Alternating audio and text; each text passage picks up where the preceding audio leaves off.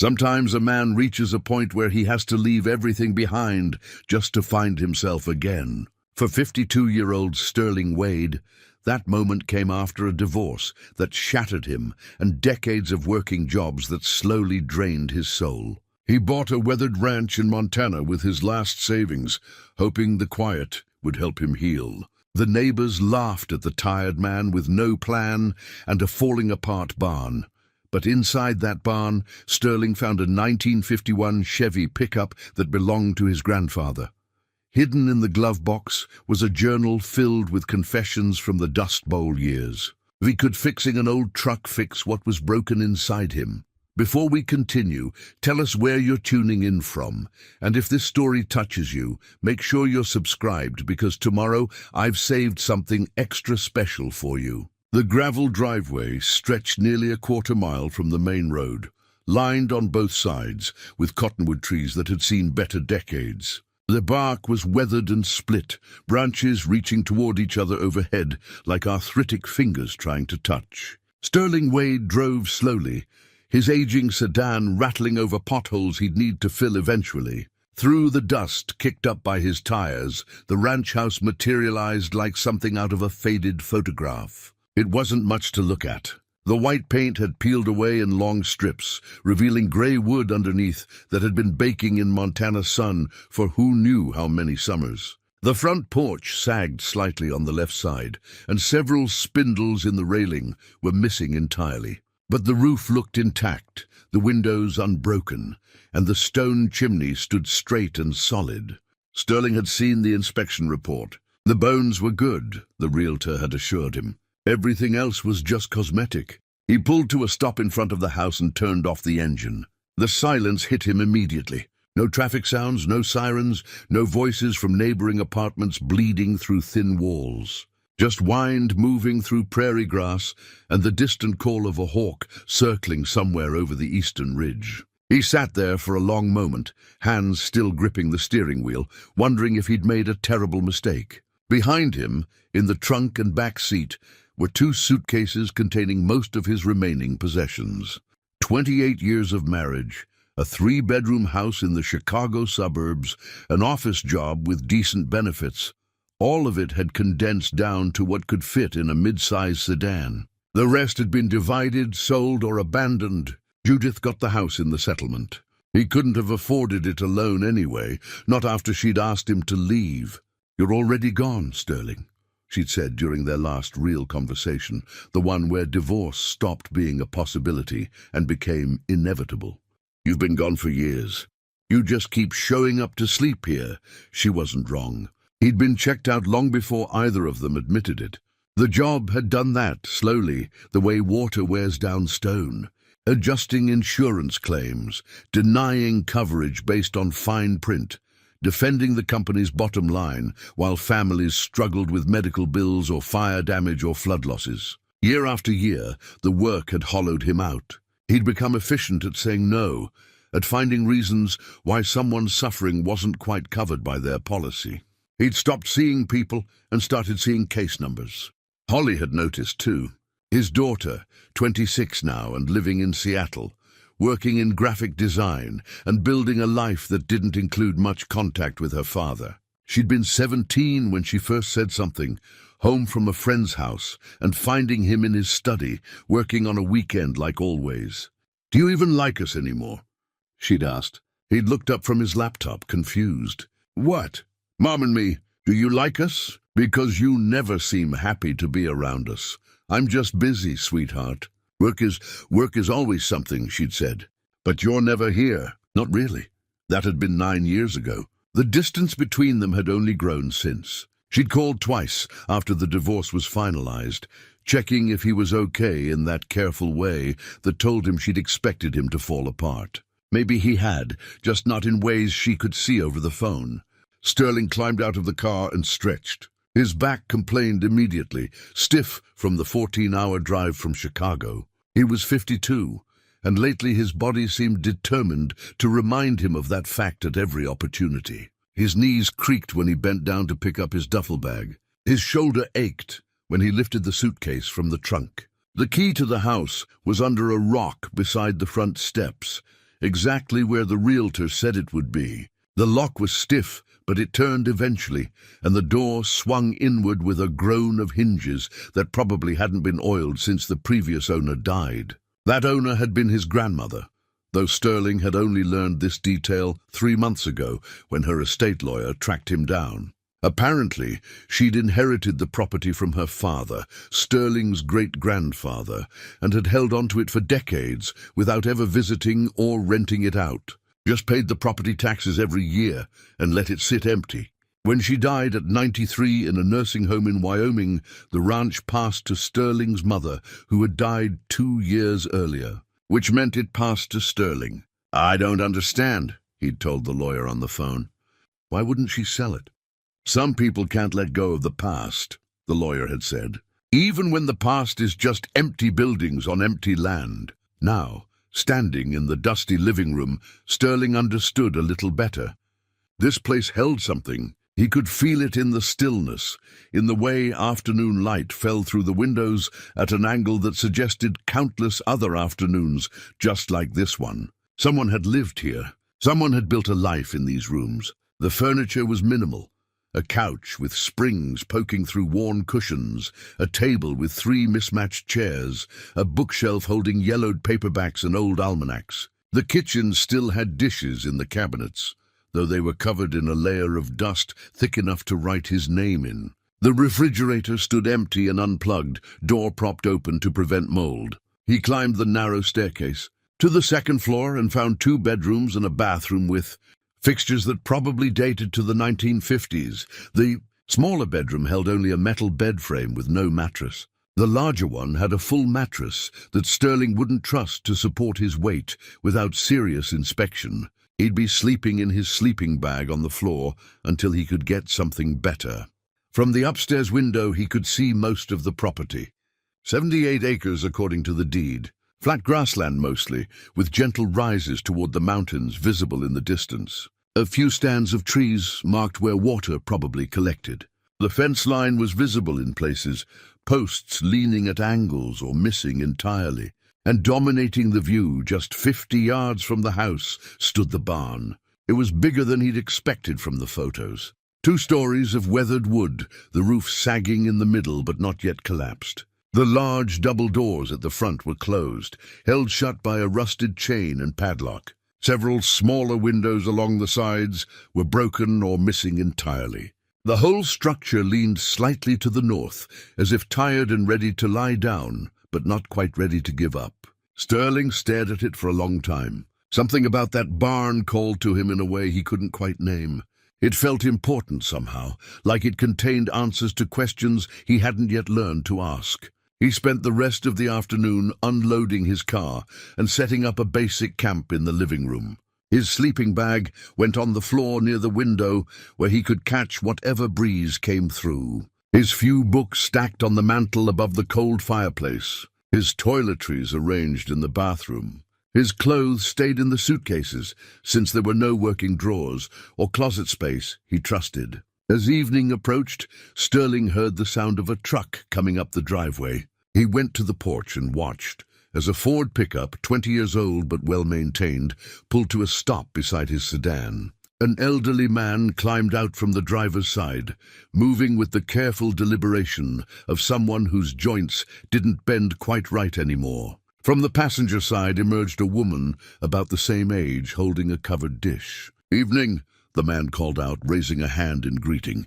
His face was deeply tanned and creased with lines that spoke of decades working outdoors. "Saw someone had finally come up to the old Wade place. Figured we'd introduce ourselves. I'm Virgil Danes. This is my wife, Ruth." "Sterling Wade," he replied, coming down the steps to meet them. "Wade?" Virgil's eyebrows rose. "You related to Harold, then?" "He was my grandfather, though I never knew him. He died before I was born." Ruth stepped forward, offering the dish. "Well then, welcome home. I know it doesn't look like much right now, but this was a good place once. Could be again, with some work." The dish was a casserole, still warm, and Sterling realized he hadn't eaten anything since breakfast. "Thank you."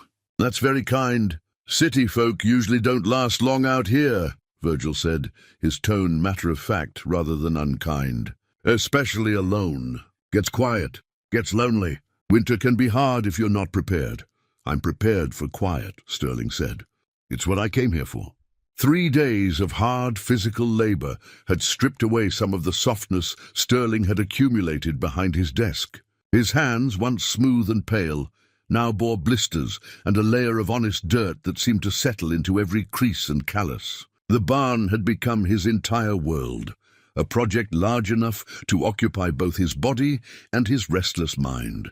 He'd started methodically, the way he approached everything. The front section first, near the doors where light penetrated deepest. Old horsetack hung from nails driven into support beams, bridles with cracked leather, saddles with stuffing spilling from torn seams, halters that might have been red once but had faded to a dull pink. He took each piece down carefully, examining it for any salvageable value before sorting it into piles. Keep, donate, or scrap. The work felt good in ways he hadn't anticipated. His muscles ached, yes, but it was clean pain, the kind that came from actual use, rather than tension and stress. Sweat soaked through his shirt by mid-morning, and he found himself stripping down to his undershirt, something he'd never have done in the climate-controlled monotony of his office. The sun through the barn's broken windows warmed his shoulders. Dust made him sneeze. He felt present in his body for the first time in years. By the 3rd day, he'd worked his way to the back corner of the barn, where the shadows were thickest and the accumulation of forgotten decades lay heaviest. A stack of hay bales had rotted into compressed blocks of mouldy straw. As he wrestled with them, trying to break them apart for disposal, one section shifted and revealed something behind it. Chrome. Just a glint of it, catching the light, but unmistakable. Sterling's heart rate picked up. He attacked the hay bales with renewed energy, pulling them away piece by piece, scattering decades-old straw across the barn floor. More chrome appeared, then a curve of metal, then a tarp. Heavy canvas, weathered to the color of old parchment, covered whatever lay beneath. Sterling grabbed the edge and pulled. The fabric resisted at first, stuck to itself and to the object it protected, but then it came free all at once in a cloud of dust that made him cough and step back. When the air cleared, Sterling stood staring at a 1951 Chevy pickup truck. It was beautiful, even in neglect. The body was turquoise, or had been once. Now the paint was faded, oxidized to a chalky finish, with rust bubbling through in spots along the fenders and door edges. But the overall shape remained intact, the classic lines of post-war American optimism rendered in steel and chrome. The front grille still held most of its teeth. The headlights, though clouded with age, remained unbroken in their housings. Sterling walked around it slowly, his hand trailing along the body, leaving clean streaks in the dust. The tires were flat, the rubber cracked, but not completely rotted. Through the windows, he could see the bench seat, upholstery torn in places, but still recognizably original. The steering wheel was the wide, thin type from that era, and hanging from the rearview mirror was a pair of fuzzy dice, their white surfaces turned yellow with time. He tried the driver's door. The handle resisted, then gave way with a metallic groan. The hinges shrieked as the door swung open, loud in the barn's stillness. Sterling slid into the seat, springs protesting beneath his weight, and wrapped his hands around the steering wheel. This was his grandfather's truck. Had to be. The license plate, visible now that he looked for it, read Montana, 1951. Harold Wade had driven this vehicle, had sat in this exact seat, hands on this exact wheel, looking through this same windshield at whatever future he imagined for himself. Sterling had never known Harold. The man died 3 years before Sterling was born, a heart attack at 59, while mending fence on this very property. His mother had rarely spoken of her father, and when she did, it was always with a strange mixture of anger and sadness that Sterling had never fully understood. He knew the basics. Harold had moved to Montana from Oklahoma during the Dust Bowl, bought this land, built this ranch. Beyond that, the man was essentially a stranger. But sitting in his grandfather's truck, Sterling felt an unexpected connection. Something about the worn steering wheel, the way the seat had conformed to someone else's body. The view through the windshield of barn walls that had stood here for 70 years. It all spoke of continuity, of lives touching across time, even when the people themselves never met. The glove box latch was stiff, painted over at some point, but Sterling worked at it until it gave way with a click. The small door fell open, and inside he found the expected items. An owner's manual, brittle with age. Registration papers made out to Harold Wade, dated 1951. A folded map of Montana with routes marked in faded pencil. And underneath it all, a leather-bound journal. Sterling lifted it out carefully. The leather was soft from age, the binding loose but intact. Embossed on the cover in gold lettering, now mostly worn away, was a name, Harold Wade. His hands trembled slightly as he opened it. The first page was dated April 7th, 1934. The dust came again today, the entry began, written in neat, deliberate handwriting. Darker than yesterday, thick enough to choke a man. Covered everything, the fields, the house, our bedding, our food. Mary coughed all night. The baby inside her must be swimming in dust by now. I wonder if it will be born knowing what clean air feels like. Sterling read on, unable to stop. Entry after entry chronicled Harold's life during the Dust Bowl years. The loss of his family's farm in Oklahoma. The desperate decision to leave, to head north and west toward land he'd never seen. The fear of failing, of not being able to provide. The determination to build something that would last. We arrived in Montana today, read an entry from July 1934. Got my first look at the land I bought sight unseen with borrowed money. Mary cried when she saw it. Not sure if it was relief or disappointment. The mountains in the distance make me feel small, but the soil is dark and rich. Water runs clean from the creek. I can build something here. I have to. The entries continued through the years. Building the house, then the barn. The birth of his daughter in 1935, Sterling's mother. Early struggles with drought, with learning to ranch in unfamiliar country, with isolation and loneliness, but also small victories. The first successful harvest, neighbors helping raise the barn walls, the purchase of their first cattle. Sterling lost track of time, sitting in that dusty truck, reading his grandfather's private thoughts. The afternoon light shifted, growing golden as it angled lower through the barn windows. His back protested the awkward position, but he barely noticed. The later entries showed a man finding his footing. Harold's voice in the journal became more confident, less desperate. He wrote about teaching himself mechanics, about helping neighbors fix equipment when they couldn't afford professionals. A man who can fix things will never go hungry, he wrote. Skills matter more than money out here. There were entries about his daughter growing up, about worries and pride mixed together, about his wife's health declining and the fear of losing her, about the slow, steady work of building a life that meant something. The last entry Sterling read before the light grew too dim was from 1950. Bought a new truck today. The old Ford finally gave up. This Chevy cost more than I wanted to spend, but Mary says we've earned something nice. She's right. 20 years we've been on this land. It's ours now, truly ours. The bank doesn't own it anymore. This place will stand long after we're gone. That matters. Sterling closed the journal carefully and sat in the growing darkness of the barn.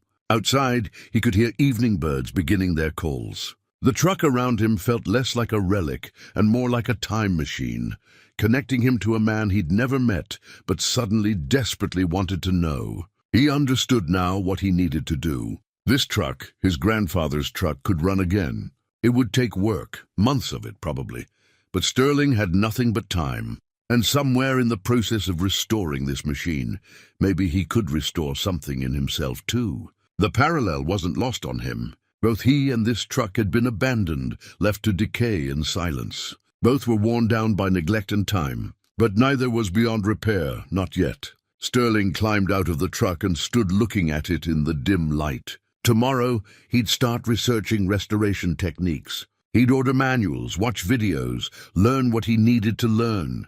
He'd take this project step by step, the same way Harold had built this ranch, one day at a time, one small victory at a time. For the first time since leaving Chicago, Sterling felt something other than emptiness. It wasn't quite hope, not yet.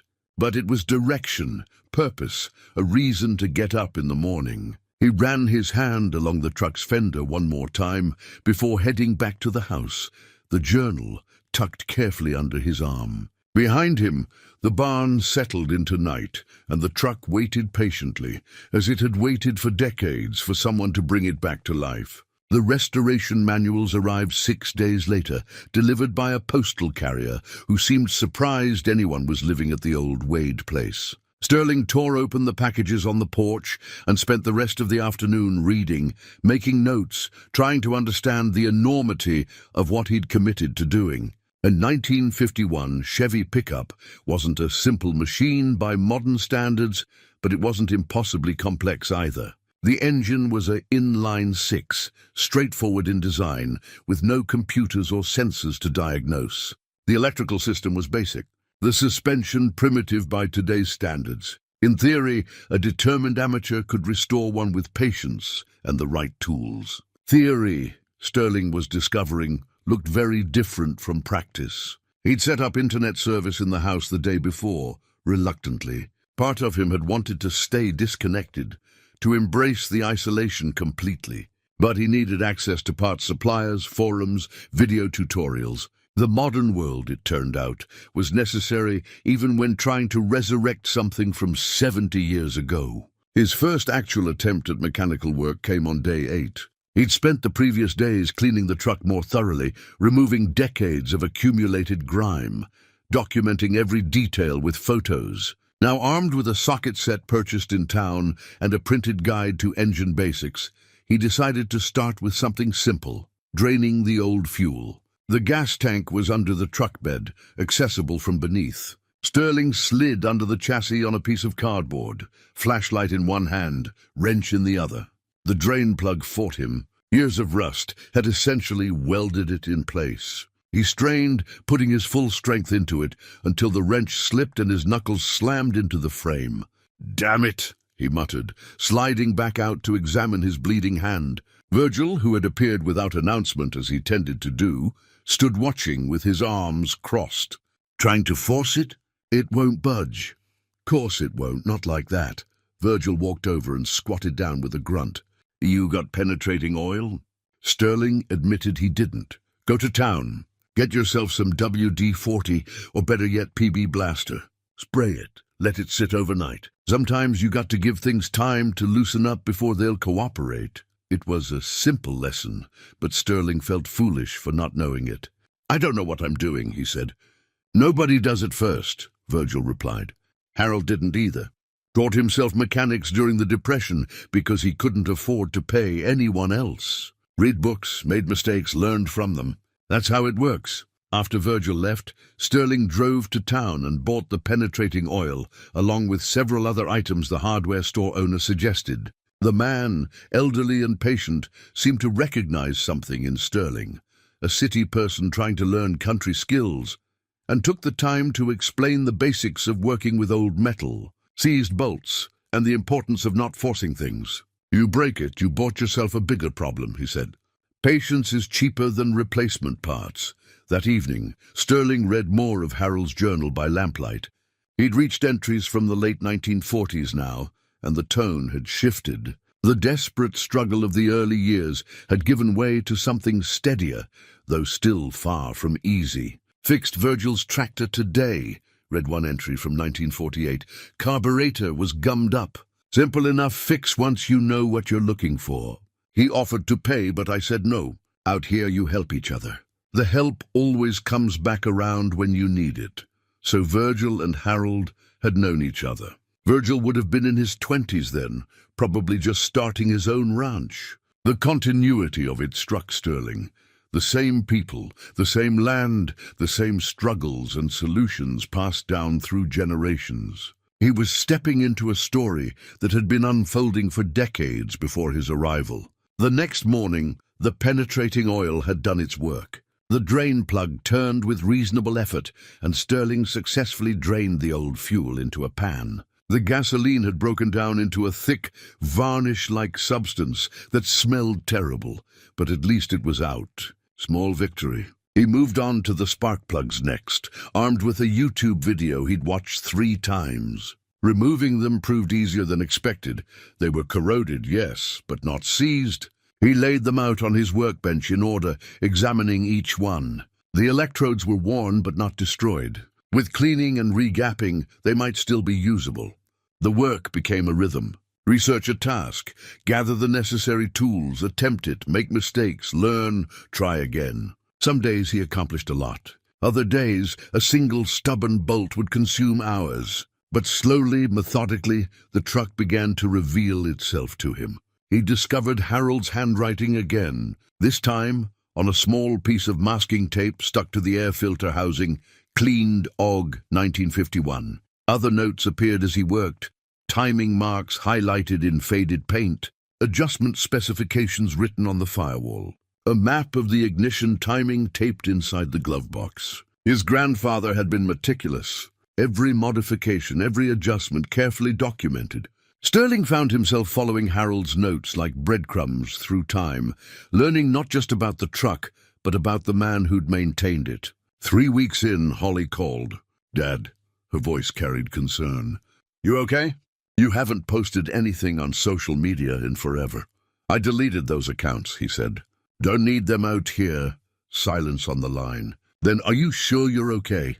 "This whole thing, moving to the middle of nowhere, isolating yourself." "I'm not isolating. I'm working on something." He told her about the truck, about the journal, about his grandfather. She listened with what he recognized as professional patience, the voice she probably used with difficult clients. "Dad, you don't know anything about trucks." The words stung because they were true. "I'm learning." "By yourself? In a barn in Montana?" "People used to learn things without YouTube and online forums, Holly. They figured it out." Another silence. Then softer, "I just don't want you to be alone with nothing but a broken-down truck and old journals." "That sounds really depressing." "It's not depressing," he said, though he wasn't entirely sure that was true. "It's purposeful. There's a difference." "If you say so." She paused. "Maybe I could visit sometime. See this place." The offer surprised him. "You'd want to." "I don't know, maybe, if you actually want me to come." "Of course I do." "Okay, let me look at my schedule. Maybe next month or something." After she hung up, Sterling sat on the porch with the phone in his hand, feeling the weight of that conversation. His daughter thought he was having some kind of breakdown. Maybe she was right. He'd left his entire life behind to restore a truck he didn't know how to restore, in a place where he knew no one, chasing a connection to a man who'd been dead for 50 years. But it didn't feel like a breakdown. It felt like the opposite, like he was finally breaking through something. That afternoon, he managed to remove the carburetor. It was a delicate operation, disconnecting fuel lines and linkages, keeping track of small springs and screws. The video he'd watched made it look straightforward, but his hands shook with nervousness the entire time. When he finally lifted it free, carburetor intact in his hands, he felt a rush of accomplishment disproportionate to the task. It was just one component. The truck still didn't run. There were hundreds of hours of work ahead. But he'd done something, understood something, taken a real step forward. He carried the carburetor inside and set it on the kitchen table, then spent the evening disassembling it, cleaning each part with solvent, examining the tiny passages where fuel and air mixed. The precision required focused his mind completely. For those hours, nothing existed except the task in front of him. When he finally reassembled it near midnight, every part cleaned and back in place, Sterling felt something he hadn't felt in years. Not happiness exactly, but satisfaction. The clean, honest feeling of having accomplished something with his own hands. He called Virgil the next morning to share the news. The old rancher listened, then said, "Good, you're learning patience. That's the first thing anyone needs to learn about fixing old machines. They don't run on your schedule. They run on theirs." "Harold wrote something similar in his journal," Sterling said. "Harold was a smart man," Virgil replied. "Stubborn as hell, but smart." "You're like him in some ways." Sterling didn't know if that was a compliment or a warning. Maybe it was both. Week 3 brought a cold snap that reminded Sterling he'd moved to Montana. Frost covered the grass each morning, and his breath misted in the unheated barn. He worked in layers, flannel shirt, thick vest, wool hat, and kept a thermos of coffee within reach. The cold made his fingers stiff, made working with small parts more difficult, but he didn't mind. There was something honest about it, about working in conditions that made demands on your body. He'd progressed to the fuel system now, replacing brittle rubber lines with new ones, cleaning the fuel pump, checking the tank for rust. The work was tedious but necessary. Every component had to be addressed, inspected, either restored or replaced. There were no shortcuts, no way to skip the difficult parts. In the evenings, after his hands were too cold or too tired to work anymore, Sterling continued reading Harold's journal. He'd reached the late 1940s now, and the entries had taken on a different tone. The desperate edge of the early years had softened, but something else had crept in, a weariness that Sterling recognized. 3 years of drought, Harold wrote in 1947, cattle prices down, feed costs up. I've borrowed against the land again. Mary doesn't know how close we are to losing everything. Maybe I should tell her. Maybe I should have told her years ago. But what good would it do except make her worry? The entries from 1948 and 1949 continued in this vein. Failed crops, mounting debt, Harold taking odd jobs in town, working other men's ranches for day wages, while his own place suffered from neglect. The pride and optimism of the earlier years had been ground down by reality. I'm 50 years old, read an entry from 1950. Broke, tired, and running out of time. My daughter barely speaks to me anymore. She wants to leave, to go to college, to live anywhere but here. Can't say I blame her. I brought her to this God-forsaken place and gave her nothing but dust and disappointment. Sterling set the journal down, staring at the words. This wasn't the triumphant story he'd expected. Harold hadn't been a hero, hadn't conquered the land through sheer determination. He'd struggled, failed, suffered, just like everyone else, and yet he'd kept going. The entries continued past 1950, past the worst years, into 1951, when something finally shifted. A good year for cattle, a neighbor buying some land Harold couldn't use. Enough money to pay down the debt, to buy that new truck, to feel like maybe things would work out after all. The last entry Sterling read that night was from May 1951. Paid off the bank today. This land is finally truly ours. 20 years it took. 20 years of breaking my back and my spirit. But we made it. The truck purrs like a kitten. Mary smiled at me today, really smiled, for the first time in months. Maybe everything we went through was worth it. As Sterling turned the page to continue, something fell out from between the leaves. A photograph, faded and creased but still clear enough. It showed Harold standing beside the truck, this truck gleaming and new, with a woman beside him who must have been Sterling's grandmother. And in front of them, maybe 7 years old, stood a young girl in a simple dress and braids.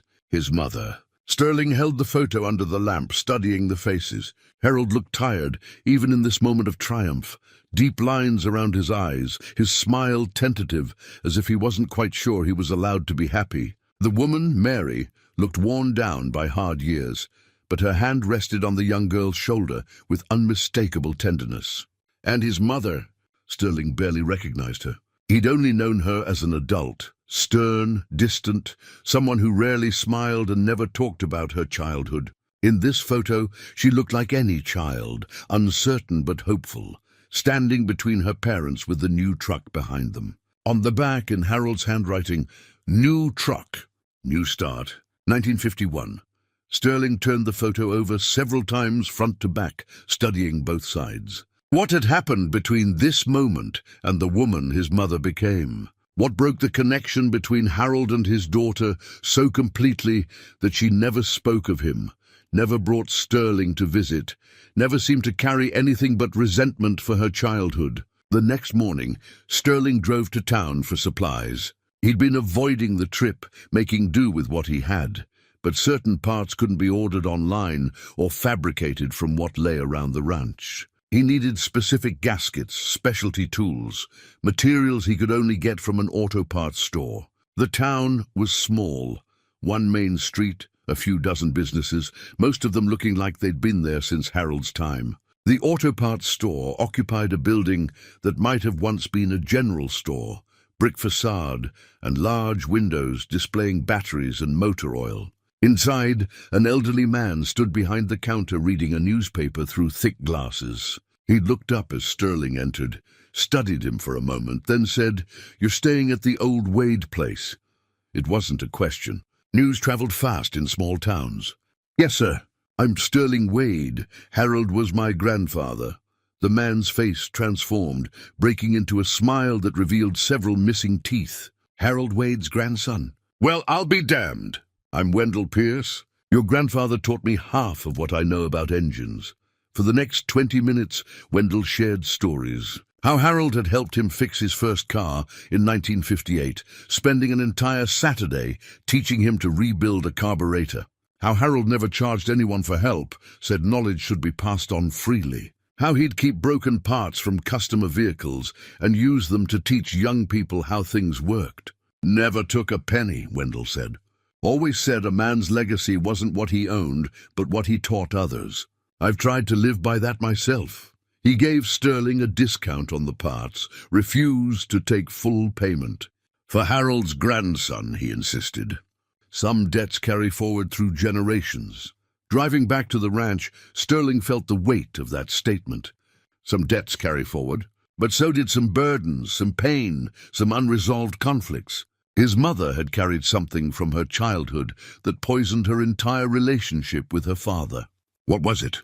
The poverty? The isolation? Something else Harold had done or failed to do? That evening, Ruth appeared at the door with fresh bread and vegetables from their garden. Sterling invited her in, made coffee, and they sat at the kitchen table while the sun set beyond the windows.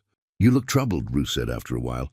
Sterling hadn't meant to open up, but something about her quiet presence made it easy. He showed her the photograph, told her about the journal entries, about the disconnect between Harold's struggles and the man people in town remembered fondly. Ruth studied the photo for a long time. "People are complicated," she finally said. "Harold was a good man, but that doesn't mean he was a good father. Sometimes the same qualities that make you succeed in one area make you fail in another. Stubbornness builds ranches but breaks relationships. You knew him? Some. Virgil knew him better. They worked together during haying season, shared equipment, helped each other through the hard times. Virgil says Harold had a temper, especially when he was younger. Pride too. Couldn't admit when he was wrong. Couldn't ask for help even when he desperately needed it." She handed the photo back. "Your mother left and never came back, didn't she?" "How did you know?" "It's not uncommon out here. Children grow up resenting the hardship, the isolation, the way their parents struggled. They leave and never look back. Can't say I blame them entirely. This life isn't for everyone." After Ruth left, Sterling sat alone with the photograph and the journal. He understood better now what he'd undertaken. Restoring the truck wasn't just about mechanics and parts. It was about understanding a man who'd been flawed and human, who'd built something lasting but couldn't hold on to what mattered most. His phone buzzed. A text from Holly. "Okay, looked at my schedule. I could come visit first weekend of next month. That work for you?" Sterling typed back immediately. "Yes, looking forward to it." He meant it. Maybe by the time she arrived he'd have the engine running. Maybe he could show her something he'd actually accomplished. Maybe they could start building something better than what he and his mother had, or what Harold and his mother had. Maybe it wasn't too late to break some of those cycles that carried forward through generations. Week 5 arrived with the first real snow. Not much, just a dusting that melted by noon, but enough to remind Sterling that winter was coming, and the barn had gaps in its walls that would make working there increasingly difficult. He spent a day patching the worst holes with scrap wood, not beautiful, but functional. The work distracted him from his nervousness about Holly's upcoming visit. He'd been pushing hard on the truck, determined to have something impressive to show her. The engine was fully disassembled now, each component cleaned and inspected. He'd found the cylinders in surprisingly good condition, the pistons serviceable with new rings. Every evening he studied parts diagrams, memorizing where each piece fit, preparing for the delicate work of reassembly. But he needed storage space for all the parts he was accumulating, and the barn's main floor was cluttered. He remembered seeing the loft access, a ladder built into the wall leading to the upper level. He'd avoided it so far, unsure if the old wood would hold his weight, but storage space was necessary. The ladder creaked under him but held. The loft was dark, lit only by dusty light filtering through gaps in the roof. He pulled out his phone, using its flashlight to survey the space. More forgotten items. Old blankets eaten through by mice, a wooden rocking horse with one runner broken, boxes of Christmas decorations that no one had opened in decades. And in the far corner, covered by a blanket, a metal ammunition box. Sterling worked his way across the creaking floorboards and pulled the blanket away. The box was military surplus, probably from World War II, olive drab with rust spots but still intact. A simple latch held it closed. He flipped it open. Inside, carefully bundled with twine, was a stack of letters, all in envelopes, all addressed to Harold Wade in neat feminine handwriting, all with return addresses in different cities: Denver, Seattle, Portland, San Francisco. The dates on the postmarks ranged from 1955 to 1985, 30 years of letters. Sterling lifted the bundle carefully. His hands shook as he untied the twine. What made him sick to his stomach was the realization every single envelope was unopened. He carried the box down the ladder, out of the barn, into the house where better light would let him examine them properly. Spreading them on the kitchen table, he sorted them by date. The earliest was postmarked March 1955. The return address showed his mother's name, her maiden name Wade, at an address in Denver. His mother had written to Harold for 30 years. And Harold had returned every letter unopened. Sterling sat staring at them, trying to understand what kind of man would do this. What kind of hurt or anger or pride would make someone refuse to even read their own daughter's letters for 3 decades? The moral weight of opening them pressed on him. These were private, meant for Harold's eyes only. They'd been rejected once. What right did Sterling have to violate that privacy now, years after everyone involved was dead? But they were also his only window into what had broken his family. The journal showed Harold's side, his struggles, his perspective. These letters would show his mother's. Together, they might finally explain the coldness that had defined her, the distance she'd kept from her past, the refusal to ever speak of her father except in tones of bitter resignation. Sterling sat with the decision for over an hour. Finally, he picked up the earliest letter. His hands trembled as he slid his finger under the flap. The glue had dried over the decades, and the envelope opened easily. The letter inside was written on lined paper in careful handwriting. "Dear Dad," it began, "I know you're angry about how I left. I know you think I abandoned you and Mom when you needed me, but I couldn't stay. You have to understand, I couldn't stay in that place one more day. It was killing something inside me. Every morning, waking up to empty fields and harder work and no future, except more of the same. I had to leave, or I was going to disappear completely." Sterling read on, his mother's voice coming through across the decades. She wrote about her new life in Denver, about the office job she'd found, about the small apartment she shared with 2 other girls. She wrote about feeling guilty for leaving, but also feeling alive for the first time in years. She wrote about hoping Harold would understand, that someday they could talk again. "I love you, Dad," the letter ended. "I know you don't believe that right now, but I do. Please write back, please." He opened the second letter, dated 6 months later. The tone had shifted, less apologetic, more defensive. "I don't understand why you won't write back. Mom says you won't even talk about me, that you act like I never existed. What did I do that was so terrible? I didn't want to spend my life struggling on a ranch that barely feeds us. Is that a crime? Is wanting something better for myself such a betrayal?" The third letter from 1956 showed anger breaking through. "Fine, if you want to pretend I'm dead, go ahead. I'm building a life here. I met someone. We're talking about getting married. You won't be invited to the wedding because apparently I don't have a father anymore. Congratulations on disowning your only child over her wanting an education and a future." Sterling worked through them chronologically. Watching his mother's attempts at reconciliation turn to anger, then to bitter resignation. By the early 1960s, the letters came less frequently. By the 1970s, only once every few years. The final letter from 1985 was brief. "Dad, Mom told me you're sick. I'm asking one more time. Can we talk before it's too late? I have a son now, your grandson. He's 7 years old. His name is Sterling. Don't you want to meet him? I know we've hurt each other. I know there's so much anger between us. But doesn't family have to mean something? Please." That letter was returned unopened like all the others. Sterling set it down, his vision blurred with tears. He'd been 7 years old in 1985. Harold had died in 1987. His mother never mentioned trying to visit, never said anything about wanting him to know his grandfather. She'd reached out one final time and been rejected again, and after that, she'd closed that door completely. Now he understood her coldness. Not that it excused it.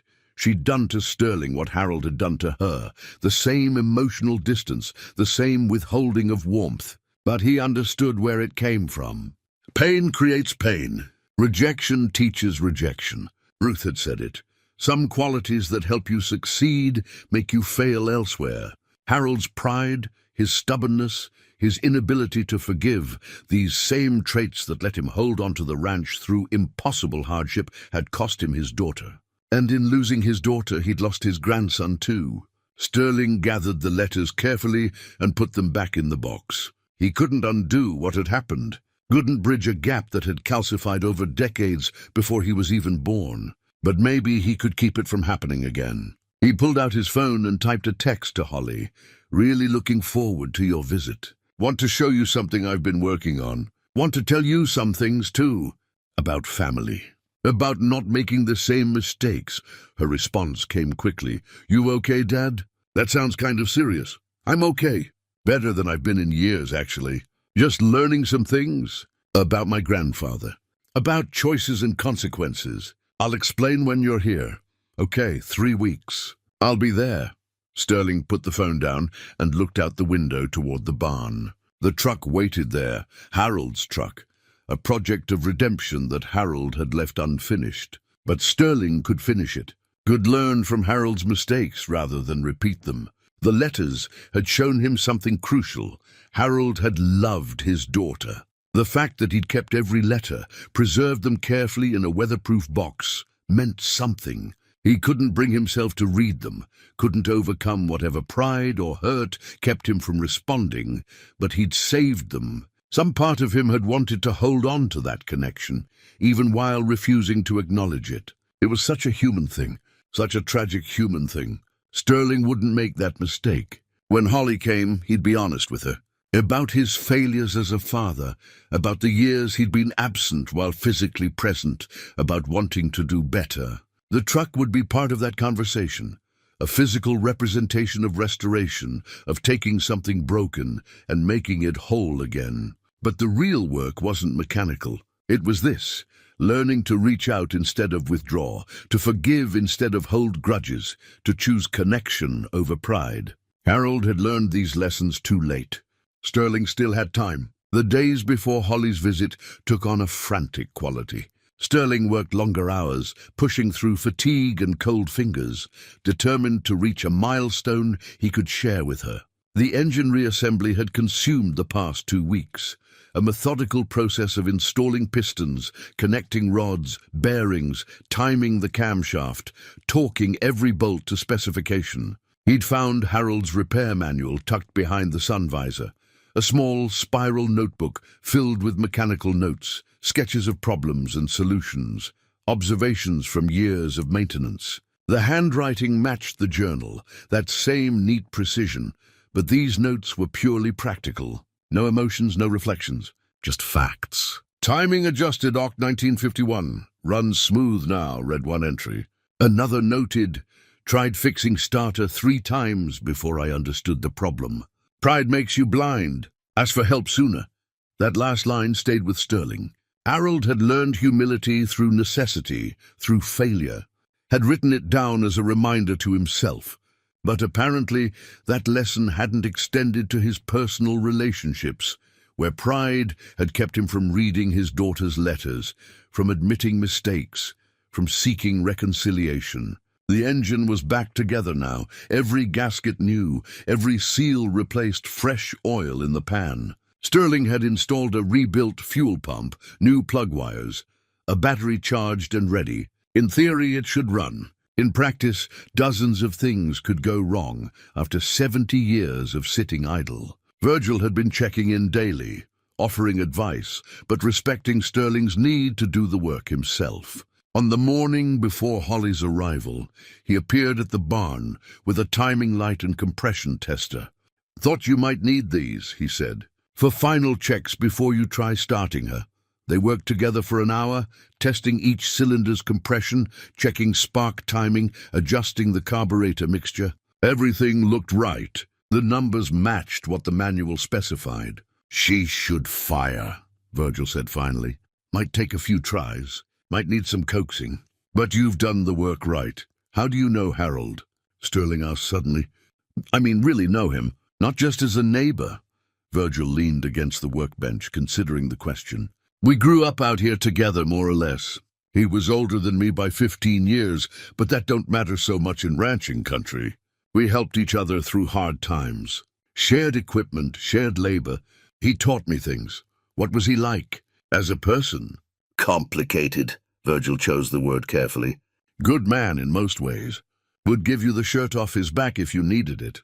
But hard too. Set in his ways. Once he decided something, you couldn't move him with a bulldozer. That stubbornness kept this place going when any sensible person would have quit. But it cost him in other ways. His daughter. I figured you'd found out about that." Virgil nodded slowly. "She left right after high school. Never came back that I know of. Harold refused to talk about it. Just shut down whenever anyone mentioned her. His wife, your grandmother, she tried to bridge that gap, but Harold wouldn't budge. After she died, it was too late. He kept her letters," Sterling said. 30 years of them. Never opened a single one." Virgil was quiet for a long time. "That's about right for Harold," he said finally. "Loves something fierce, but can't show it proper. Can't bend even when bending would save what matters most. I don't want to be like that." "Then don't be. You got a choice he didn't think he had. Use it." After Virgil left, Sterling cleaned the house thoroughly. Holly would sleep in the upstairs bedroom. He'd bought a new mattress, new sheets, made the space as comfortable as he could. The bathroom now had actual towels, soap, things that made it feel less like an abandoned building and more like a home. That evening, he walked out to the barn one more time. The truck sat there, engine installed, everything connected, ready for its first attempt at life in decades. Sterling slid into the driver's seat, hands on the steering wheel, feeling the weight of anticipation. "Tomorrow," he said to the truck, to Harold, to whoever might be listening. "Tomorrow we'll see if all this work meant something."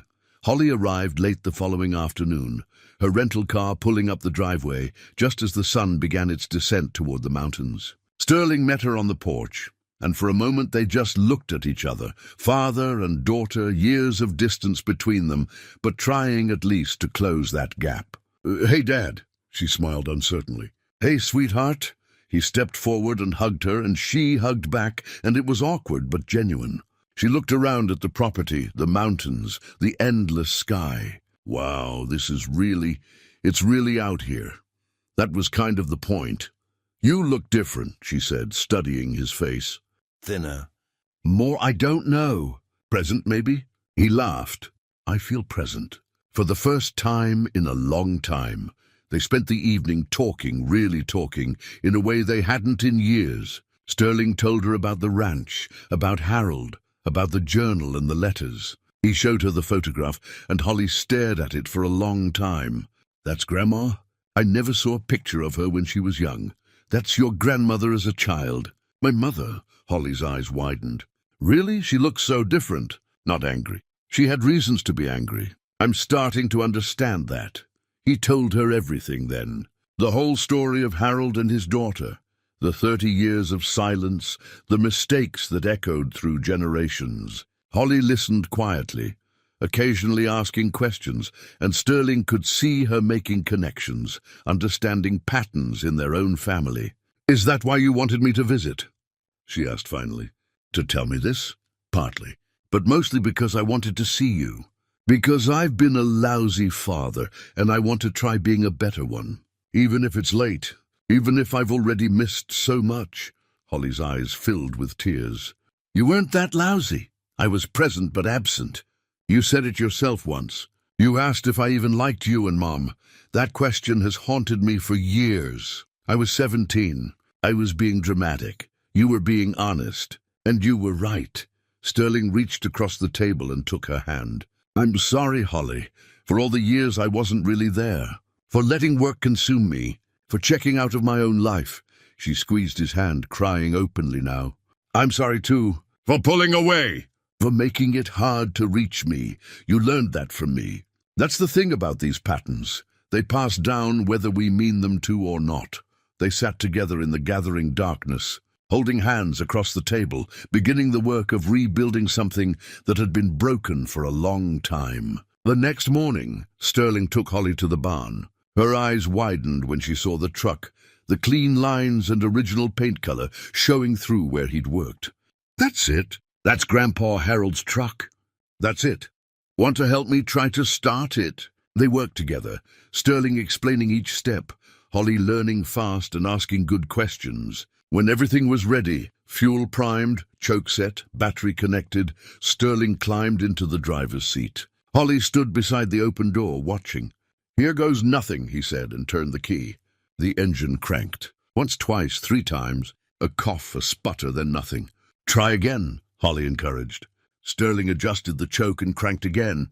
This time the engine caught, coughed, nearly died, then suddenly roared to life. The sound filled the barn, deep, powerful, alive. Sterling's hands shook on the wheel as he adjusted the throttle, keeping it running. Holly whooped with joy, clapping her hands. Over the engine noise, Sterling heard Virgil's truck pulling up outside, the old rancher coming to witness the moment he'd known was approaching. The engine settled into a rough but steady idle. Sterling sat there, tears running down his face, while his daughter laughed with delight, and the truck that had sat silent for decades rumbled back to life. The engine's successful start changed something in Sterling.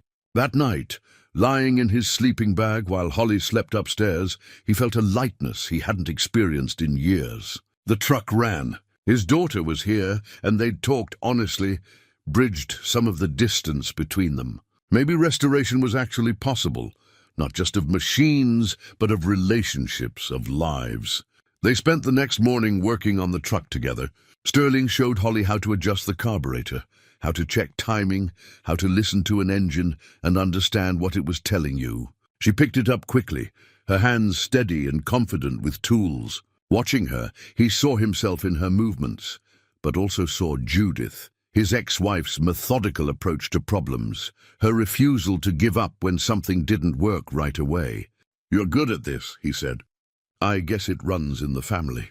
She grinned. Even if we didn't know that family did this kind of thing.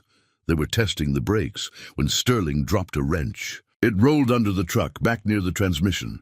He got down on his back and slid underneath to retrieve it, flashlight in hand. That's when he saw it. The floorboard near the main support beam was different from the others. Newer wood, though still old. The nails holding it down didn't match the others. They were different, driven at odd angles, almost as if someone had pried the board up and replaced it. You okay down there? Holly called. Yeah, just hold on a second. Sterling retrieved the wrench, but couldn't stop looking at that board. Something about it bothered him. After they'd finished with the brakes and cleaned up for lunch, Sterling went back to the barn alone. He pried up the board carefully with a crowbar. Underneath, wrapped in oilcloth, was another metal box. His heart hammered as he pulled it out. The oilcloth was brittle with age, but had done its job. The box inside was dry, protected. Sterling carried it into the house, set it on the kitchen table, and just stared at it for a long moment before opening the latch. Inside was another journal, same size as the first one, same leather binding, but this one had no name embossed on the cover. Sterling opened to the first page. 1951, it read in Harold's handwriting. I need to write truth somewhere. Sterling's stomach tightened. He flipped through the pages. They were all filled, entries spanning from 1951 to 1952, the year before Harold's wife died. These weren't the practical observations or struggles of the first journal. These were confessions. He started reading from the beginning. I've carried a secret for 9 years now. Mary doesn't know I know. Our daughter, the girl I've raised as mine, isn't mine by blood. Mary had an affair in 1942 while I was working the oil fields in Wyoming. Came back to find her pregnant, though we hadn't been together in 5 months. Sterling read the words 3 times, his mind refusing to process them. She told me it was mine, and I let her believe I believed her. What was I supposed to do? Leave her pregnant and alone? Abandon a child who'd done nothing wrong? So I stayed. I raised the girl. I loved her as best I could. But the knowing, it's there between us always. An invisible wall I can't tear down. The entries continued, chronicling Harold's internal struggle. He'd never told anyone, never confronted Mary, never treated the child differently outwardly. But the knowledge poisoned everything. Every time he looked at his daughter, he saw the betrayal. Every sacrifice he made for her reminded him she wasn't truly his. She's 12 now, read an entry from 1947. Smart as a whip. Looks like Mary, thank God. Nothing in her features to give away the truth. But I can't forget. When she asks why I'm so distant, why I don't show her affection like other fathers, I have no answer I can give her. How do I explain that I love her but can't fully love her? That she's my daughter but not my daughter? Sterling set the journal down, his hands shaking. His grandmother had had an affair. His mother wasn't Harold's biological daughter, which meant Sterling wasn't actually related to Harold by blood at all. The truck, the journal, the connection he'd felt, all of it based on a lie. He heard Holly coming down the stairs and quickly closed the journal, sliding it into his lap beneath the table. She appeared in the doorway, hair still damp from a shower. "Want to grab lunch in town?" she asked. "I'm starving." Sterling couldn't form words for a moment. Holly's smile faded. "Dad, what's wrong? You look like you've seen a ghost." He made a decision in that instant. She needed to know. This secret had already poisoned 2 generations. It wouldn't poison a third. "Sit down," he said quietly. "I found something else. Something Harold hid." He told her everything, showed her the journal, watched her face cycle through the same shock and confusion he'd felt. When he finished, they sat in silence for a long time. "So we're not actually related to him?" Holly finally said. "Not by blood, no." "Then why?" She gestured helplessly at the barn, the truck. "Why does any of this matter?" It was the question Sterling had been asking himself for the past 20 minutes. And suddenly, sitting across from his daughter in the house Harold had built, the answer became clear. "Because he chose to be our grandfather," Sterling said slowly. "He could have walked away. Could have left Mary and the baby. But he stayed. He raised my mother as his daughter, even knowing the truth. He built this place, this life, for a family that wasn't his by blood, but was his by choice." Holly stared at him. "But he couldn't love her." "Not really. That's what the journal says. He tried. That's what matters. He tried for 20 years, raised her, provided for her, never told her the truth that would have destroyed her. Maybe he couldn't show affection the way she needed, but he showed up. Every day. That counts for something. Does it?" Holly's voice was sharp. "Because it sounds like he did exactly what you did to me. Showed up physically but wasn't really present emotionally. And look how well that worked out." The words hit Sterling like a fist. She was right. He'd been doing the same thing Harold did, going through the motions of fatherhood while being fundamentally disconnected. The parallel was devastating. "You're right," he said quietly. "But that's why this matters." Harold couldn't fix what was broken in him. He tried, but the hurt was too deep, the betrayal too fundamental. He let it poison his relationship with his daughter, and she left, and they never reconciled. And all that pain just multiplied, spread to the next generation, to Mom, to your grandmother. My mother, yes. She grew up feeling unloved, not understanding why her father was so cold. Then she did the same thing to me, kept me at emotional distance, never explained her past, never showed warmth. And I did it to you. Holly's eyes filled with tears. "So what's the point? We're all just doomed to repeat the same mistakes?" No! Sterling reached across the table and took her hand. The point is, we can choose differently. Harold chose to stay, to raise a child who wasn't his. That choice matters. It means family is more than blood. It's commitment, presence, showing up even when it's hard. He squeezed her hand gently. I'm choosing now, Holly, to be present. To do better than Harold did, better than my mother did. To actually show you I love you, instead of just going through the motions. It's late. I've already missed so much. But it's not too late. Holly wiped her eyes. The truck, it's not even really our family's truck. It is, though. Harold bought it, maintained it, left it here. He'd left everything here, the ranch, the journals, the letters. All of it says the same thing. I tried. I failed in some ways, but I tried. And maybe that's the real inheritance. Not the property or the truck or the blood connection. The inheritance is the lesson. Keep trying. Keep choosing family even when it's hard. Don't let pride or hurt or disappointment make you walk away from people who matter. They sat together in silence, processing the revelation and its implications. Finally, Holly spoke. I'm glad I came. I wasn't sure I wanted to, but I'm glad. So am I. What are we going to do now? Sterling thought about it. Finish restoring the truck, not because Harold was our biological grandfather, but because he chose to be our grandfather. That's worth honoring, worth completing. Together? Together. Holly nodded slowly. Okay, but Dad, we can't keep any more secrets. No more hidden journals or letters or buried truths. If we're going to break the cycle, we have to be honest. About everything. Deal. They ate lunch in town, after all, sitting in a small diner and talking about the revelation, about what family meant, about how to move forward. The shock faded gradually, replaced by a strange sense of liberation. The connections Sterling had felt to Harold didn't disappear, with the knowledge that they shared no blood. If anything, it deepened. Harold had made a choice every day for 20 years to be a father to someone else's child. That took a kind of courage Sterling was only beginning to understand. Holly stayed an extra 2 days beyond her planned visit.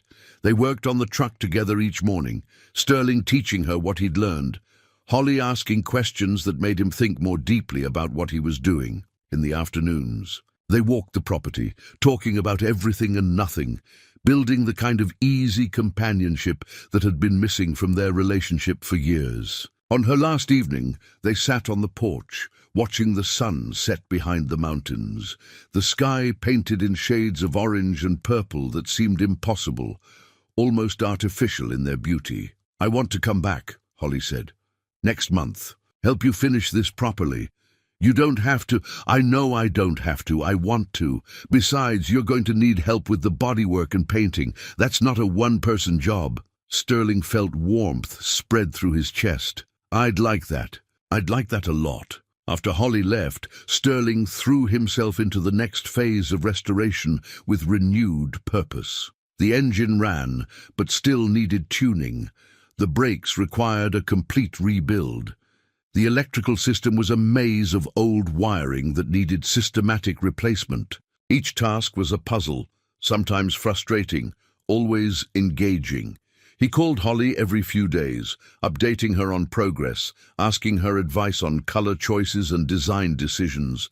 She researched the truck's original specifications, found specialty. Suppliers for authentic parts helped him plan the final steps. Their conversations ranged beyond the truck, her work, his adjustment to ranch life, memories they were rediscovering, futures they were cautiously planning. Virgil continued his visits, bringing tools Sterling needed, offering guidance when asked, mostly just providing companionship. Ruth came by with food, checking that Sterling was eating properly, mothering him in ways his own mother never had. You're part of the community now, she said one afternoon over coffee. That's how it works out here. You show up, you put in the work, you become one of us. 6 weeks after Holly's first visit, Sterling began preparing for the painting phase. The truck's body needed attention, rust removal, dent repair, primer, then paint. He'd decided to restore it to its original turquoise color to honor Harold's choice, even if Harold wasn't technically his grandfather by blood. While removing the truck bed to access rust underneath, Sterling noticed something odd. The bed didn't sit quite flush with the frame on one side. Investigating closer, he found an envelope taped to the underside of the frame rail, protected by layers of plastic wrap. His hands shook as he peeled away the plastic. The envelope was yellowed but intact, and written across it in Harold's handwriting, "To whoever restores my truck." Sterling carried it inside, made coffee, sat at the kitchen table. The same table, where he'd read the journals and letters and carefully opened it. "If you're reading this," the letter began, "then I'm gone and you've done the work. Congratulations. Restoring a truck like this takes patience, persistence, and a stubborn refusal to give up when things don't go right the first time, or the second, or the 10th. Those are good qualities. I hope you carry them into the rest of your life." Sterling's eyes blurred with tears, but he kept reading. "I'm writing this in the summer of 1952. I'm dying, though I haven't told Mary yet. Heart disease, the doctor says. Could be months, could be years, but it's coming. I'm 52 years old, and I'm trying to figure out what I've built with my time here. The ranch will survive me. I've made sure of that. The land is paid for, the house is solid, the barn will stand for decades more if someone maintains it. But property isn't legacy, it's just stuff. My real legacy is the relationships I've failed to maintain. My wife, who I never fully forgave for a mistake she made 10 years ago. My daughter, who I've loved but couldn't show that love properly because of pride and hurt and stupid stubbornness. I know I've damaged her. I see it in her eyes, the way she pulls away from me, the way she can't wait to leave this place. I've made her feel unloved, and that's a wound that might never heal. So I'm leaving this truck here, covered but intact, as a test and a gift. A test because restoring it will take real work, real commitment. You'll have to want it badly enough to push through all the difficulties. And a gift because if you do that work, you'll learn something I learned too late. That broken things can be fixed if you're willing to put in the time. That includes relationships. That includes yourself." Sterling set the letter down for a moment, overwhelmed. Harold had planned this, had known someone would find the truck eventually, had left it specifically as a message. He picked up the letter again. "I need to confess something that weighs on me. My daughter isn't mine by blood. Her mother had an affair, got pregnant, and I chose to raise the child as my own. That was the right choice, the only choice I could live with, but I couldn't fully let go of the hurt. It created a wall between us that I couldn't tear down, no matter how much I wanted to. I'm writing this down so that whoever finds this truck understands. Family isn't about blood. It's about showing up. It's about choosing to love even when it's hard. I showed up every day for 20 years, but I failed at the loving part. Don't make my mistake. If you have people in your life who matter, tell them, show them. Don't let pride or hurt or old wounds keep you from connecting with them. If you've restored this truck, you've proven you can be patient. You can work through problems. You can take something broken and make it whole. Apply those same skills to your relationships. They need restoration too, and unlike a truck, you can't just replace the broken parts. You have to repair them carefully, patiently, with skill and commitment. Ichi, one more thing. I'm proud of this truck. I'm proud of this ranch. I'm proud that I built something that lasted. But my biggest regret is that I didn't build a relationship with my daughter that could last. She's going to leave soon, and we'll never have the chance to fix what's broken between us. That's on me. Don't let that happen to you." The letter was signed. Harold Wade, proud builder of this ranch and this truck, failed father but still trying. Sterling read it 3 times, tears streaming down his face. Harold had understood everything, had known exactly what he was doing wrong but couldn't overcome it. And rather than let that wisdom die with him, he'd left it hidden in the truck for someone else to find. Sterling pulled out his phone and called Holly. "Dad, what's wrong?" "It's late. Nothing's wrong. "Everything's right. I found another letter from Harold. He left it specifically for whoever restored the truck. Holly, he knew. He understood everything. He just couldn't fix it in his own life, so he left instructions for someone else." "What did it say?" Sterling read her the entire letter, his voice breaking in places. When he finished, Holly was crying too. "He was trying," she said. "Even at the end, he was trying to fix things. That's what matters. That he tried, that he left this message, that he wanted better for whoever came after him." "When can I come back?" Holly asked. "I need to be there for the painting. I need to help you finish this." "Next weekend. I'll be there Friday evening." After they hung up, Sterling sat with the letter for a long time. Harold had given them, a gift more valuable than property or vehicles. He'd given them a warning, a lesson learned through painful experience. Don't wait to fix what matters. Don't let pride or hurt or stubbornness destroy the relationships that make life worth living. Sterling thought about all the years he'd wasted being physically present but emotionally absent. All the moments with Holly he'd missed because he was buried in work or locked in his own head. All the damage that had accumulated because he'd been following the same pattern Harold had followed, the same pattern his mother had followed. But patterns could be broken, wounds could be healed, restoration was possible. He looked out the window toward the barn where the truck waited. Tomorrow he'd start preparing for the paintwork, and when Holly arrived, they'd finish it together. Not just the truck, but the work of rebuilding their relationship, of creating something that would last beyond rust and metal and time. Friday evening arrived cold and clear, the kind of October night that promised frost by morning. Sterling stood on the porch watching Holly's headlights come up the driveway, and when she stepped out of the car, he saw something different in her face. Not just the smile, though that was genuine and warm. Something deeper, an ease, a lightness, as if some burden she'd been carrying had finally lifted. They hugged, and this time there was no awkwardness, no careful distance. Just a father and daughter glad to see each other. "I brought supplies," Holly said, popping the trunk. Inside were professional painting supplies, spray equipment, respirators, tack cloths, more expensive than Sterling would have bought. "If we're doing this, we're doing it right." They spent Saturday preparing. The truck's body had been stripped, primed, every surface sanded smooth. Sterling had watched hours of tutorials, practiced on scrap metal, but his hands still shook with nervousness as they set up the makeshift spray booth in the barn. "You've got this," Holly said, watching him pace. "You've rebuilt the entire engine from scratch. Paint is just the final step. Paint is what everyone sees. Engine problems you can fix. Bad paint job lives forever. Then we'll make sure it's not a bad paint job." Virgil arrived Sunday morning with Ruth, and to Sterling's surprise, several other neighbors followed.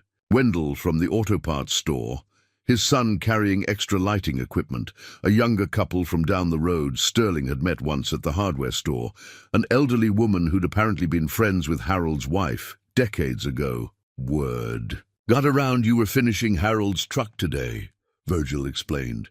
"Folks wanted to witness it." Sterling felt overwhelmed. "I didn't expect—" "That's how it works here," Ruth said gently. "Something important happens. The community shows up. This truck matters, not just to you." They set up lawn chairs outside. The barn brought coffee and pastries, created an impromptu gathering. Holly stood beside Sterling, helping him mix the paint to the exact shade, that vintage turquoise that had caught light 70 years ago when Harold first drove the truck home. "Ready?" she asked. Sterling nodded, pulling on his respirator.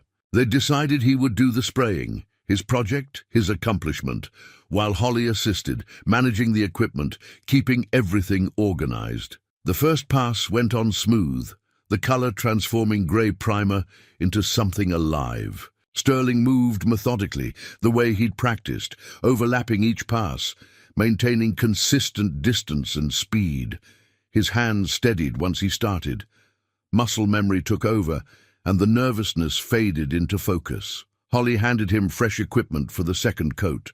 The color deepened, the finish becoming glossy and rich. Watching it emerge, Sterling felt something shift inside him. This truck had been abandoned, forgotten, left to decay. Now it gleamed under the barn lights, beautiful and whole. Between coats, while paint dried, the gathered neighbors shared stories about Harold. The elderly woman, her name was Iris, remembered when he'd bought the truck new. "Drove it past our place that first day," she said, grinning ear to ear. Hadn't seen Harold smile like that in years. Those were hard times, but that truck represented hope, a fresh start after everything they'd been through. Wendell added, he maintained that truck perfect. Every Saturday, he'd be out here checking everything, keeping it running smooth. Said a man should take care of what he owns, show respect for the tools that serve him. "He ever talk about his daughter?" Sterling asked, unable to help himself. The group went quiet. Finally, Virgil spoke. "Not after she left. Before that, sometimes. You could tell he loved her, but something was broken between them. We all saw it, but nobody knew how to help. Harold wasn't the type to accept help with personal matters. He left letters," Sterling said quietly. "For me, for whoever found the truck, explaining things, trying to teach lessons he'd learned too late." "That sounds like Harold," Iris said. "Always thinking ahead, always trying to build something that would last beyond himself." The final coat went on perfectly. As Sterling stepped back, removing his respirator, the truck sat there gleaming, turquoise and chrome and restored beauty. Holly threw her arms around him, and the neighbors applauded. "Your grandfather would be proud," Virgil said, his voice rough with emotion. "This is good work, Sterling, really good work." They spent the afternoon letting the paint cure while the neighbors lingered, the gathering becoming a celebration. Someone brought food. Someone else brought beer.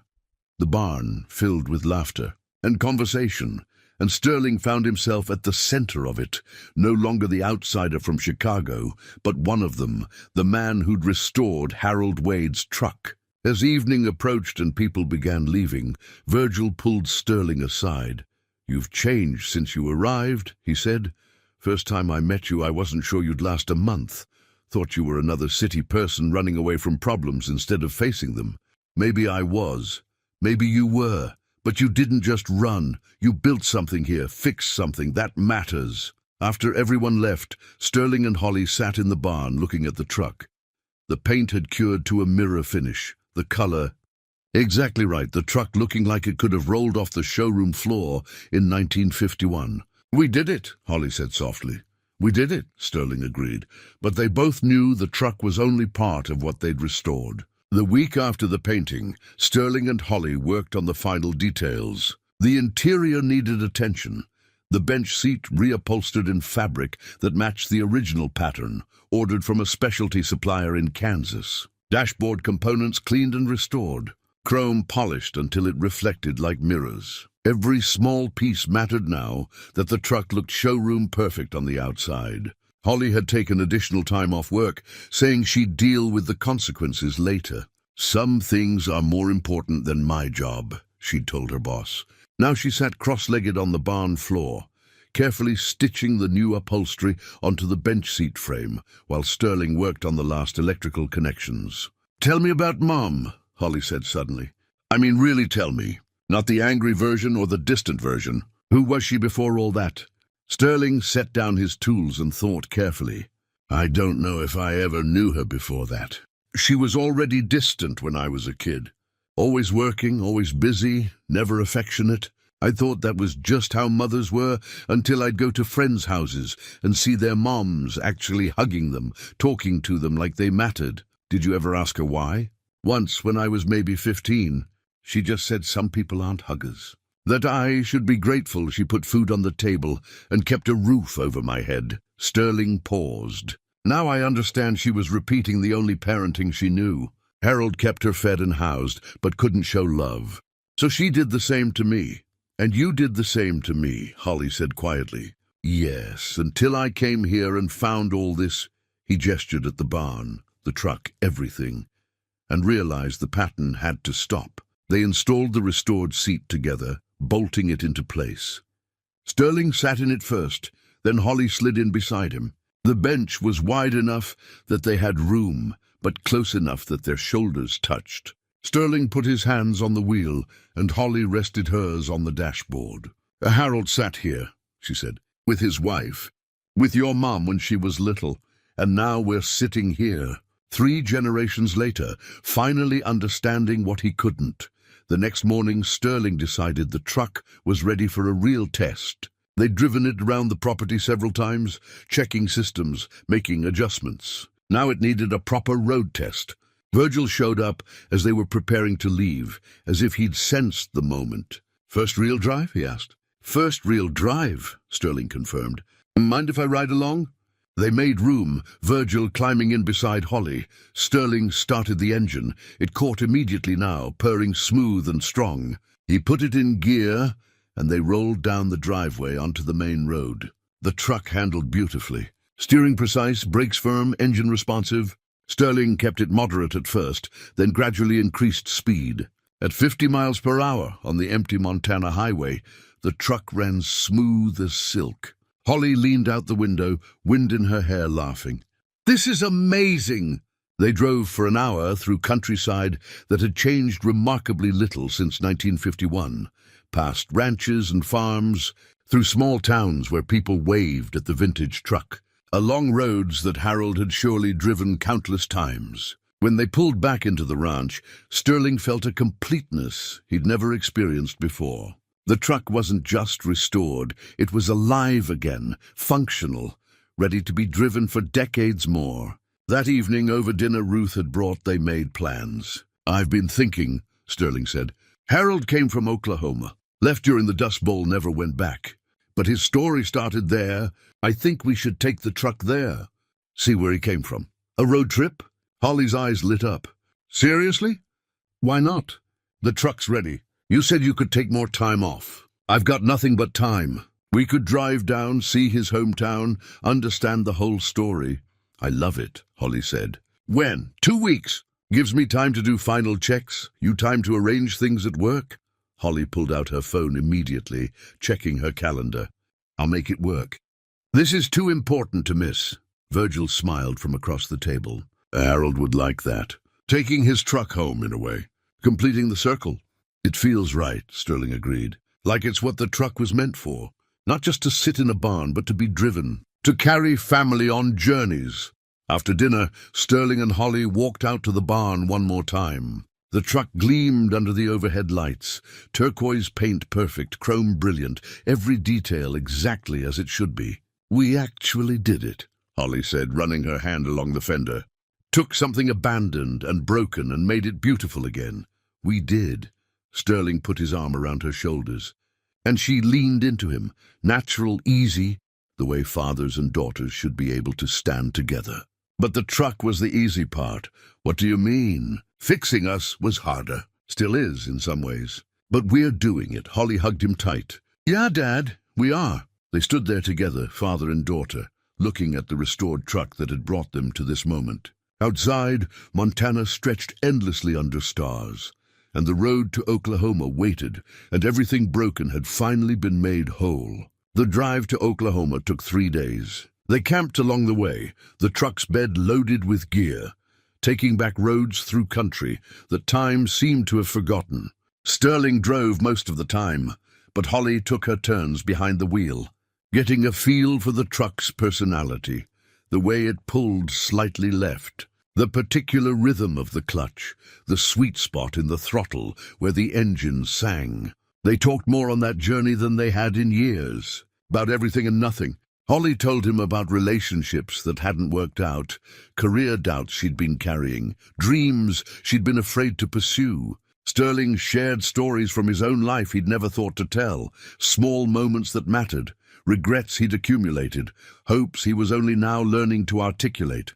The Oklahoma panhandle was flat and windswept, the kind of landscape that either called to your soul or made you want to keep driving until you found trees and hills. They reached the small town, population 800, barely larger than when Harold had left 90 years ago, on a Tuesday afternoon when the main street was almost empty. The woman at the Historical Society Museum recognized Harold's name immediately. "Wade family," she said, pulling out a binder of old photographs and records. "One of the original settler families. They had a farm about 10 miles north of here. Lost it in the Dust Bowl, like so many others. She showed them photographs from the 1930s, dust storms turning day into night. Families loading possessions onto trucks heading west. Among them, a young couple Sterling recognized from the photograph he'd found in Harold's journal. His grandfather and grandmother, decades younger, eyes full of determination and fear. "There's a memorial in the town square," the woman said. "Names of all the families who left during those years. The Wades are on it." They found the memorial, a simple stone marker listing dozens of names. Harold Wade, Mary Wade, each name representing a family torn from their roots, forced to start over somewhere else. Sterling traced his fingers over Harold's name. Beside him, Holly did the same. "He was so young," she said quietly. 23 when he left everything behind. That's younger than me. And he rebuilt from nothing, created a whole new life in Montana, made something that lasted, because he had to. What choice did he have? We always have choices. Sterling looked at his daughter. "Harold chose to stay when he learned the truth about your grandmother's affair. He chose to raise a daughter who wasn't his by blood. He chose to hold onto the ranch through impossible hardships. They weren't always the right choices, especially with his daughter. But he kept choosing, kept trying, kept showing up."